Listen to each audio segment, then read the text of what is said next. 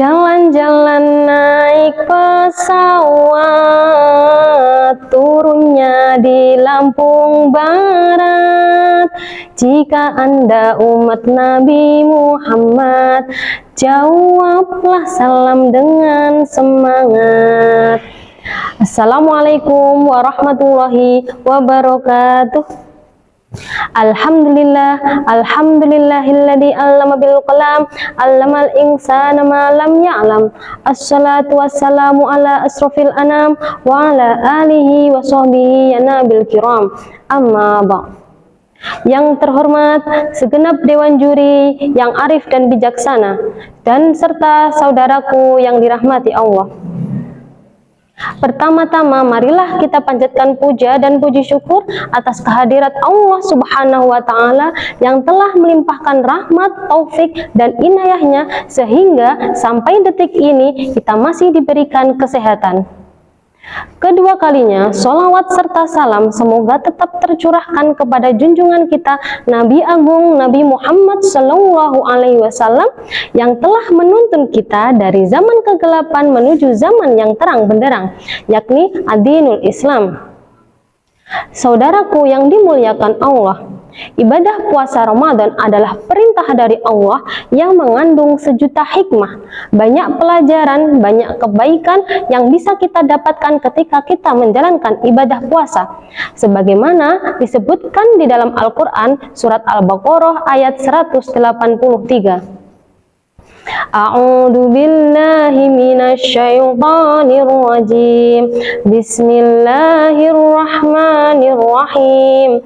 Ya ayyuhalladzina amanu kutiba alaikumus shiyam kama kutiba alal ladzina min qablikum la'allakum tattaqun. Allah berfirman, wahai orang-orang yang beriman, diwajibkan atas kalian semua berpuasa sebagaimana diperintahkan kepada orang-orang sebelum kamu sekalian, la'allakum tattaqun, agar kalian semua menjadi orang yang bertakwa.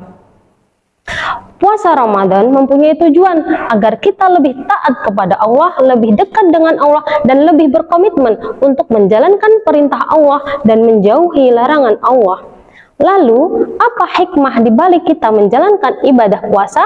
Tentunya ada 3 hikmah. Yang pertama, bertambahnya ketakwaan. Apabila orang sedang berpuasa, manusia tersebut benar-benar taat kepada Allah. Kenapa? Karena ibadah puasa adalah ibadah yang tidak bisa dilihat oleh manusia, berbeda dengan ibadah lainnya. Sholat misalnya, orang lain bisa tahu tentang sholat kita. Zakat, orang juga bisa tahu tentang zakat kita. Apalagi haji, semua orang juga bisa tahu tentang haji kita. Berbeda dengan ibadah puasa. Ibadah puasa adalah ibadah yang kita hadirkan untuk Allah karena Allah dan tujuannya untuk mendekatkan diri kepada Allah. Selanjutnya ada hikmah yang kedua. Hikmah yang kedua adalah hikmah kepedulian sosial. Di saat kita berpuasa, kita akan menahan lapar dan dahaga. Di saat itu pula, kita akan merasakan bagaimana orang-orang itu kelaparan, bagaimana orang-orang itu kesusahan, dan bagaimana orang-orang itu kesulitan dalam hidupnya. Di saat kita berpuasa, kita dianjurkan untuk lebih peka dengan keadaan tersebut dengan cara tangan kita ini digunakan untuk bersedekah, lisan kita digunakan untuk memperbanyak membaca Al-Quran, dan pikiran kita digunakan untuk diisi dengan pikiran-pikiran yang positif. Selanjutnya ada hikmah yang ketiga, yaitu hikmah kesehatan fisik dan mental. Dalam sebuah penelitian dikatakan bahwa apabila orang sedang berpuasa, resiko terkena penyakit jantung itu lebih rendah karena sistem metabolisme lebih terjaga. Apalagi sistem pencernaan yang biasanya bekerja terus tanpa henti ketika berpuasa akan beristirahat, maka akan mencegah terjadinya diabetes karena gula darah menurun dan menurunkan kadar kolesterol dan juga menurunkan berat badan. Itu berarti ada pembakaran lemak yang terjadi untuk energi.